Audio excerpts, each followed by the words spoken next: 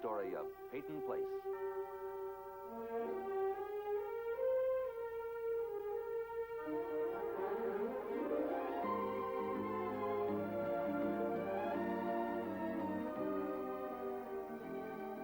Starring Ed Nelson as Michael Rossi, Ryan O'Neal as Rodney Harrington, Barbara Parkins as Betty Anderson, Christopher Connolly as Norman Harrington, Patricia Morrow as Rita Harrington, James Douglas as Stephen Cord, Elizabeth Walker as Carolyn Russell, and also starring Barbara Rush as Marcia Russell.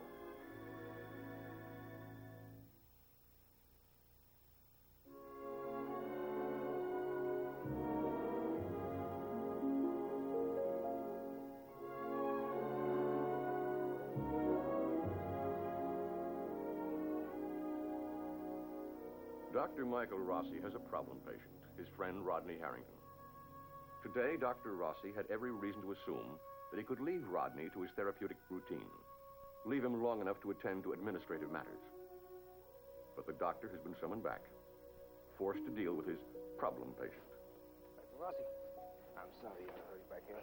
It's all right, Chuck. It's all right. Well, I hope I didn't make you miss any of the meeting. No, just lunch, that's all. Come on.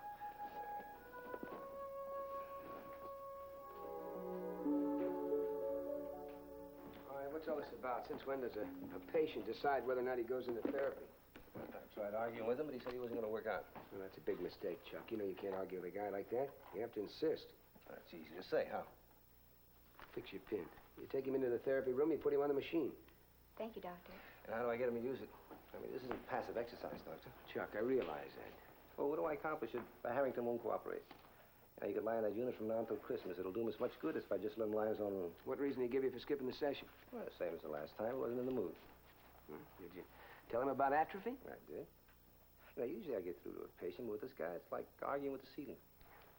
So then I decided I'd quit and call you on White River. All right. I'll go in and see if I can straighten him out. Nurse, take care of this for me. Yes, Doctor. Miss Choate, pick up on line 22. Miss Choate, pick up on line 22.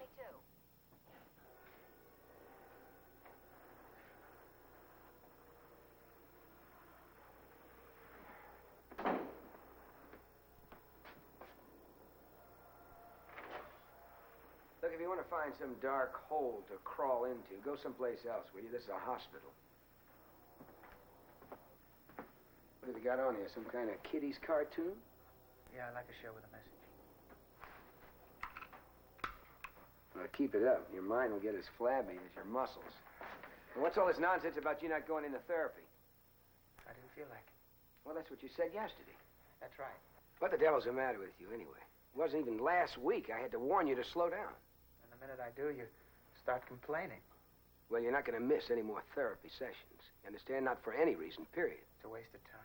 You tell that to Atwell the next time when he's putting those weights on your press bar. You tell him I quit. Oh, you quit, huh? I'm going to tell you, that's the last thing I expected to hear come out of your mouth. Listen, I'm through kidding myself about schedules, about the day I'm going to walk out of this hospital. Well, when you were first brought in here, you couldn't even move your little finger. But you set up by yourself, didn't you? And that was considered impossible, too. And when they take me out of here, they're going to wheel me out. You know it, and I know it. That's ridiculous. Mike, what difference does it make if Atwell can add a couple of inches to my bicep? You don't get any points for being the strongest man in a wheelchair. Points? With who? Betty? Look, I don't buy your prediction that you're not going to be able to walk out of here. Of course, you could make it come true, you know, if you just put your mind to it. Sure, you could even guarantee us that you'd never be able to walk if you really work at it. Rod, look, I'm not a psychiatrist, but it doesn't take a psychiatrist to see that you're trying to set the stage for the worst possible doubt you can have about Betty. I mean, it's as if you're trying to create an arena for it to happen, or prove that you have a right to your suspicions, that she could betray you with Stephen. Have you talked to her? No, I haven't. Stephen? No, he hasn't. Neither one of them have talked about the subject. As a matter of fact, we've been tiptoeing around the entire subject all the time. Yet everyone concerned with your case, either professionally or personally, knows this is the heart of the problem. Let's get this straight. The heart of my problem is a broken neck. Really? Come on, Ron. Will you stop fencing with me? You get down to where you can face the honesty of the situation, where we can reach some answer together. Maybe you got the way you're enjoying your suffering so much that you just can't afford to give it up. Is that it? Dr. Sigmund Freud, Rossi, you ought to grow a beard or something.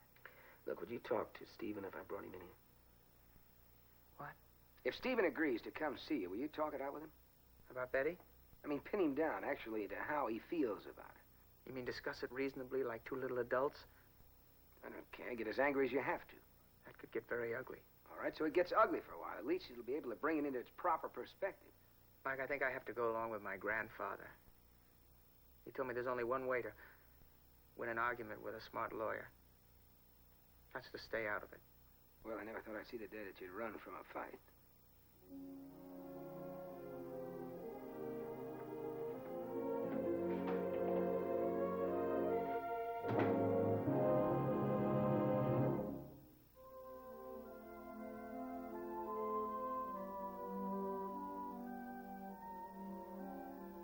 Carolyn, I'm out here in the kitchen. I know. Come in here. I want to talk to you. Oh, I just want to take my things upstairs. I'll be right there. I said, come in here. I want to talk to you right now.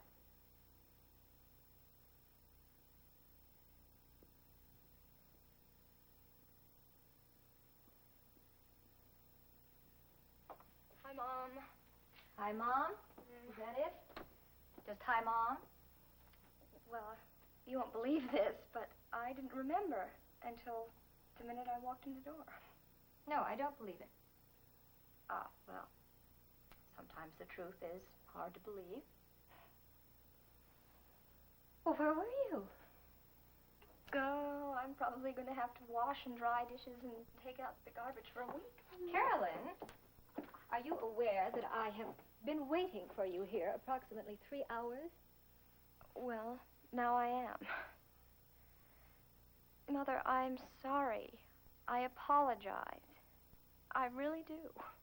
Well, I just don't think being sorry is enough. I think you have to give me some reason that you weren't here. Good heavens, Carolyn, you were the one who wanted to go shopping. You were the one who wanted to buy the clothes. I gave up 2 very important appointments this afternoon. And the last thing you said to me when you left this house was that you would meet me here directly after classes. All right, I said that. I remember. Well, why didn't you phone? Well, if I'd remembered, I would have. I just forgot. You forgot? Carolyn, are you hiding something? No, it's very simple. I forgot. Well, then where were you? What did you do after school? Well, if you want to make a big thing out of it. No, I don't want to make a big thing out of it. I just want to know where you were. Mother, you're too much. Okay, all right. Okay, I will give you a blow-by-blow account of an afternoon in the life of Carolyn Russell. At 3 p.m., she is the first out of her math class. She goes down the hall. She drops her book. No one is there to help her pick it up. She picks the book up herself. She goes right on down the corridor until she comes to the auditorium where they are holding an open council meeting. She goes in, she finds her seat, she drops her book. Same book, math book. She kicks it down 2 rows. There, it's being kicked around by all these other students. No one will help her get her book back. She leans over, she's trying very hard to get this book back, and they call the meeting. And they tell her to sit down. What time did that meeting break up? 4:30. And then what did you do? Well, they put me on a committee, and I had to see about that, and that took about an hour, 45 minutes. Would you like to know what I did after that? Yes, I would. I went for ice cream. No, because I called the ice cream parlor, and you weren't there. Well, that's because we didn't get our ice cream at the ice cream parlor. We got it from a little man in a little white suit and a little white hat with a little white truck with no telephone. Would you like to know who was there and what they all had? Carolyn, I called the school. I called the ice cream parlor. I called everywhere for you. I'll bet you did. I even called the shoreline because I thought you might have gone there to watch Jeffrey Hearst. They didn't rehearse today, and that's why you didn't get an answer. How do you know I didn't get an answer? Well, if the place was empty and you phoned, obviously, you didn't get an answer. Were you there? What would I be doing there?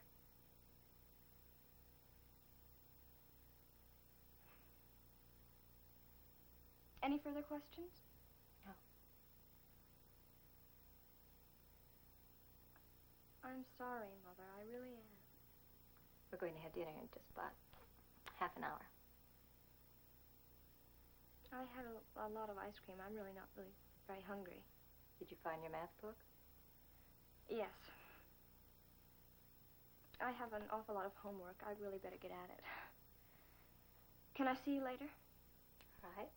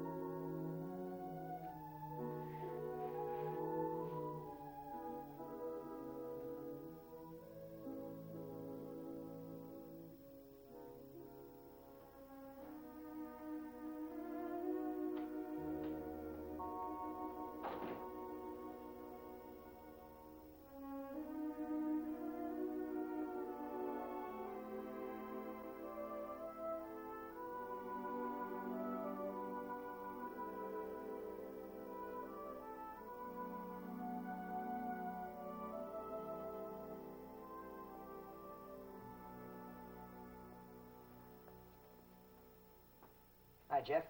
Norman, how's your brother? It's fine. Guess that means you don't want to talk about it, huh? Well, what's there to say? You just can't move from the waist down, that's all. Hey, I haven't heard any music coming out of the shoreline lately. I guess I'll have to break down and bring my radio. I like to have a few sounds when I do my work. It keeps me kind of loose. Yeah, well, it's kind of tough to get the guys together during the school year.